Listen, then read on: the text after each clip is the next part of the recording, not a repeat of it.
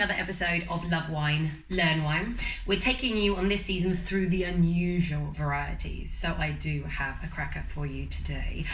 I'm Yanina Doyle, wine brand ambassador, ex-head sommelier, wine enthusiast, lover, who has been educated on the way, so I hope to take my findings and bring them through to you. So if you stick with me today, you're going to learn about the Areni grape variety, the wines of Armenia, and why you really, truly need to know about this region.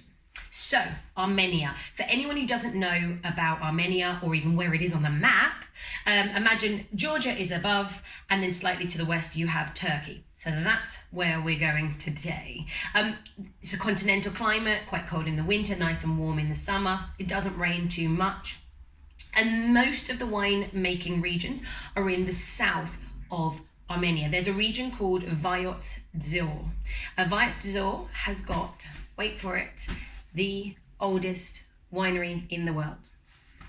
So in about, I think it was 2011, they found the Areni Caves. And there are amphoras and ropes and pots and all the things that they were using in the olden days to make wine that are still there, this archaeological site, 6,000 years old. Now, in this region, the soils are very volcanic.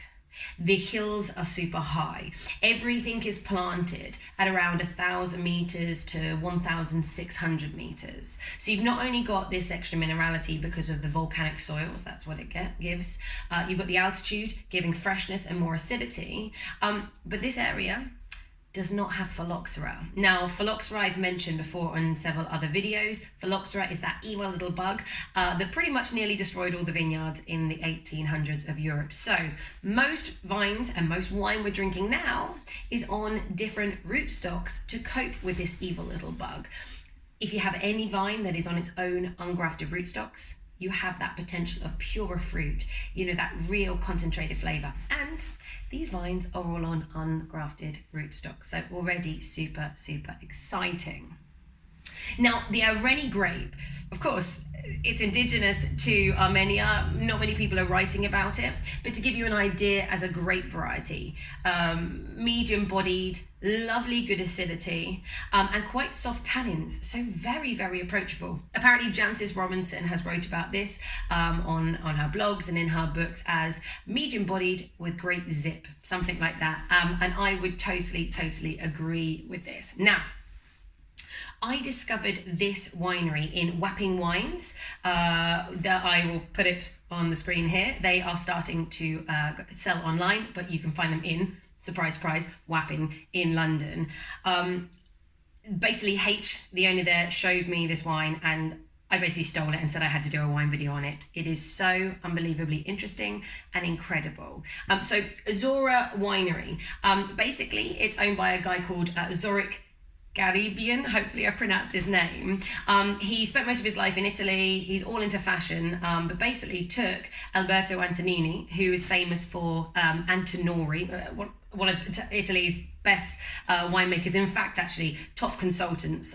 He's considered one of the top 5 consultants in the world by Drinks Business, Decanter. You can look him up, Alberto Antonini. He came over and they spent a good 3 years plotting out the area, finding the best places to make sure they could have world-class wine. Now, I mentioned again, remember the Areni Cave? This is basically in their back garden. So the best history of wine in the world is in their garden. Now, this wine, Areni, or Areni Noir, if we're going to do the full name, is 100% in this wine. They're all about minimal intervention. Everything is aged in concrete eggs and amphoras, also known as cuirasses, which I quite like.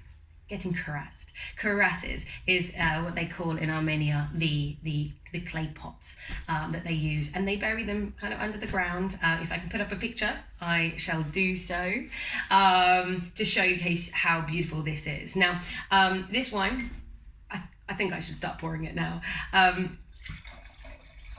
This wine doesn't see any added yeast. It's all indigenous. As I already mentioned, they don't want to touch on it. It wants to be all about the grape variety and the grape variety alone. So let's have a little try of this wine. Now, what I love about this is there's a real vibrancy of fruit, but then earthiness at the same time. Loads of mulberries and plums, but then this lovely highlighted strawberry notes. The minerality definitely comes through. I get kind of a little bit of a chalky or a flintiness to it. And like hints of maybe tobacco or a little bit of a spiciness like maybe any star, like sweeter cooking spices. But it's vibrant, it's super fresh, it smells delicious on the nose, that's for sure.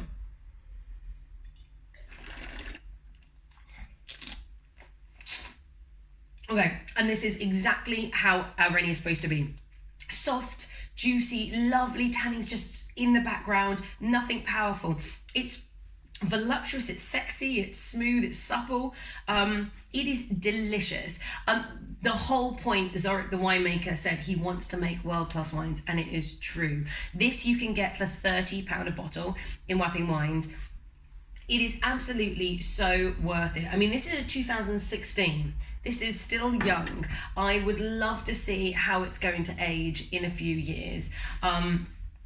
This is a kind of wine that, because it's got this elegance and the tannins aren't so intense, but the acidity is lovely and high. You could even have it with something like grilled chicken, as long as you're having maybe some like Mediterranean vegetables with it, or a beautiful pasta dish with some lovely high acidity. Whatever you do, make sure the meat is not too strong, because there's a real softness and a pureness here. So maybe a really nice, elegant duck, something that's not got too much sauces to it, could be really, really interesting.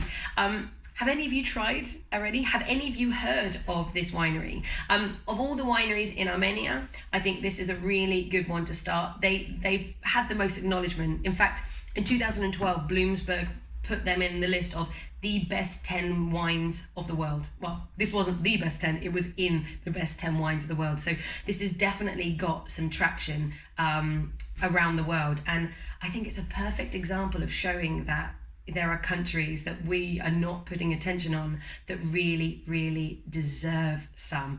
This is going to be a really delicious experience for you. So if you're after a little treat and want to taste something quite natural, really minimal, if I can say it, really minimal intervention, this is a great one to try. So cheers, everybody.